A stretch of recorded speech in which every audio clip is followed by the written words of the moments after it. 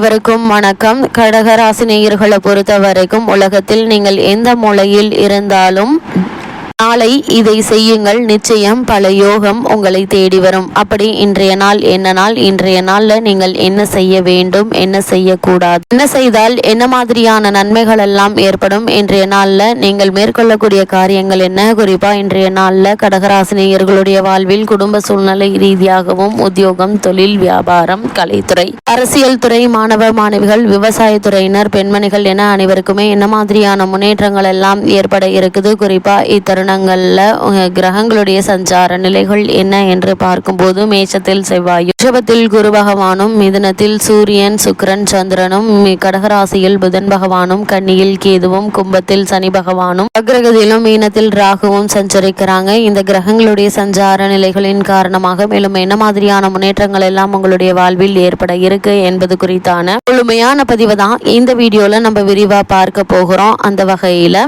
இன்றைய நாள் அமாவாசை நாளா கருதப்படுதுங்க. அமாவாசை என்றால் இருள் சூழ்ந்த நாள் என்று சொல்லலாங்க. இந்த உன்னதமான நாள் அம்மன் வழிபாடு, முன்னோர்களை வழிபடுவது, குலதெய்வ வழிபாடு செய்வதற்கு மிக உகந்த ஒரு நாளா அமைஞ்சிருக்குதுங்க. அமாவாசை நாளில் விரதம் மேற்கொண்டு மதியம் இலையில் சாப்பிட வேண்டுங்க. காகத்திற்கு உணவு வைத்த பின்னரே சாப்பிட வேண்டுங்க. அமாவாசை நாளில் நாம் செய்யும் ஒவ்வொரு வழிபாடும் நம் முன்னோர்களுக்கு போய் சேருங்க. அவர்களுக்கு சேரும் புண்ணியம் யாவும் நமக்கு வந்து சேருங்க. நமக்கு மட்டுமின்றி நம் சந்ததிக்கும் வந்து சேரும் என்பதை மறந்துவிட வேண்டாங்க. முன்னோர்களுக்கு தர்ப்பணம் கொடுக்க விரதம் இருக்கும் இந்த நாளில் என்ன செய்யலாம், என்ன செய்யக்கூடாது என்று பார்க்கும் போது வருடத்தில் எந்த வழிபாட்டை வேண்டுமானாலும் செய்யலாங்க, செய்யாமல் இருக்கலாங்க. ஆனால் முன்னோர்களுடைய வழிபாட்டை மட்டும் ஒருபோதும் செய்யாமல் இருக்கக்கூடாது என்று ஜோதிட சாஸ்திரம் தெரிவிக்கிறதுங்க. ஆதர்காரனாகிய சந்திரனும் பிதுர்காரனாகிய சூரியனும் ஒன்றாக இணையும் காலமே அமாவாசை ஆகுங்க. அந்த தினத்தில் மறைந்த முன்னோர்களுக்கு திதி தர்ப்பணம் செய்து உணவு படையிலிட்டு அவர்களின் ஆசி பெறும்போது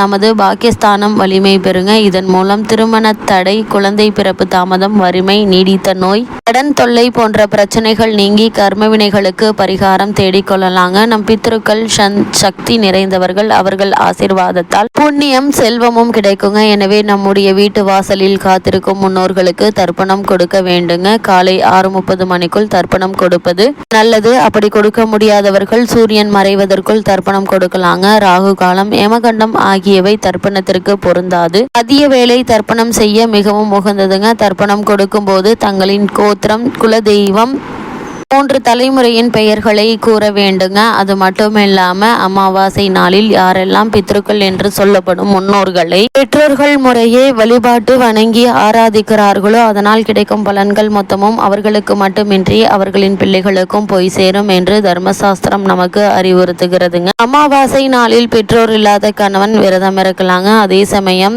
கணவன் விரதம் இருக்கிறாரே, சாப்பிடாமல் இருக்கிறாரே என்று மனைவியும் விரதம் இருக்கக்கூடாது. கணவன் இருக்கும்போது அவர்களை சுமங்கலிகள் என்று சொல்வார்கள். சுமங்கலிகள் ஒருபோதும் அமாவாசை நாளில் விரதம் இருக்கக்கூடாதுங்க. ஆகவே மனைவியானவள் விரதம் இருக்காமல் சாப்பிட வேண்டுங்க. இவ்வாறு இன்னொரு விஷயம், அமாவாசை விரத நாளில் விரத படையலாக மாமனார் மாமியாருக்காக சமைக்கும் உணவை வெறும் வயிற்றுடன் சமைக்க கூடாது என்றும் காலை உணவை எடுத்துக்கொண்ட பிறகுதான் சமைக்க வேண்டும் என்றும் அறிவுறுத்தப்படுகிறது. அமாவாசை நாளில் காலையில் தர்ப்பணம் செய்ய வேண்டுங்க. காலை உணவு எடுத்துக்கொள்ளாமல் இருக்க வேண்டுங்க. அது மட்டும் இல்லாம பின்னர் நம் முன்னோர்களுக்கு பிடித்தமான உணவை இலையில் வைத்து அவர்களின் படங்களுக்கு பூக்களிட்டு குடும்பத்துடன் வணங்க வேண்டுங்க. பின்னர் காகத்திற்கு சமைத்த உணவு அனைத்திலிருந்தும் கொஞ்சம் எடுத்து வழங்க வேண்டும். இதன் பின்னர் இலையில் உணவு சாப்பிட வேண்டுங்க. முக்கியமாக முன்னோரை நினைத்து 4 பேருக்காவது உணவு வழங்க வேண்டும். இது இருப்பதிலேயே மிக பெரிய புண்ணியத்தை தருங்க. அது மட்டும் இல்லாம இந்த நாளில் நம் முன்னோரை நினைத்து செய்கின்ற எல்லா காரியங்களும் மும்மடங்கு பலன்களை நமக்கு வழங்கும் என்கின்றது தர்மசாஸ்திரம். மாலையில் அவசியம் விளக்கேற்ற வேண்டுங்க. மீண்டும் குடும்பத்தினர் ஒன்று சேர்ந்து நம் முன்னோர்களையும் இறைவனையும் நமஸ்கரிக்க வேண்டுங்க. அதே போல் அமாவாசை அன்று இரவு தர்ப்பணம் செய்த கணவருக்கு டிஃபன் உணவு தான் கொடுக்க வேண்டுங்க. மனைவியான டிஃபனை சாப்பிட்டாலும் கொஞ்சம் கைப்பிடியேனும் சாதம் சாப்பிட வேண்டும் என வலியுறுத்தப்பட்டுள்ளதுங்க. அப்போதுதான் மாமனார் மாமியாரின் ஆசீர்வாதம் முழுமையாக மருமகளுக்கு கிடைக்கும் என்பது ஐதீகம். அமாவாசை தோறும் ஒவ்வொரு வீட்டு வாசலிலும் முன்னோர்கள் நின்று கொண்டு எள் தண்ணீர் பெறுவதற்காக காத்து கொண்டிருப்பார்களாம். அன்றைய தினம் விரதம் இருப்பவர்கள் வாசலில் கோலம் போடக்கூடாது, மாமிசம் சாப்பிடக்கூடாது, வெங்காயம் பூண்டு சாப்பிடக்கூடாது. அன்றைய தினம் யாரையும் கோபமாக பேசக்கூடாது. முன்னோர் வழிபாட்டிற்கு உகந்த அமாவாசை தினத்திலும் வீட்டு வாசலில் கோலம் போடுவதை தவிர்க்க வேண்டும். முன்னோரை வழிபட்ட பிறகு தெய்வ வழிபாடுகள் தொடர வேண்டும் என்பதால் அமாவாசை தினத்தில் வீட்டு வாசலில் கோலம் போடுவதில்லை. கோலங்கள் தெய்வ வழிபாட்டிற்கு உரியவை என்பதுடன் மகிழ்ச்சியின் வெளிப்பாடாகவும் இருப்பவை. எனவே முன்னோர்களை இழந்து அவர்களின் பிரிவால் வாடும் நாம் திதி அமாவாசை தினங்களில் கோலம் போடுவதை தவிர்க்க வேண்டும். அமாவாசை வழிபாட்டில் காகத்திற்கு முக்கியத்துவம் அளிக்கப்படுகிறது. அன்று காகத்திற்கு சாதம் வைத்து அது சாப்பிட்ட பின்னரே அனைவரும்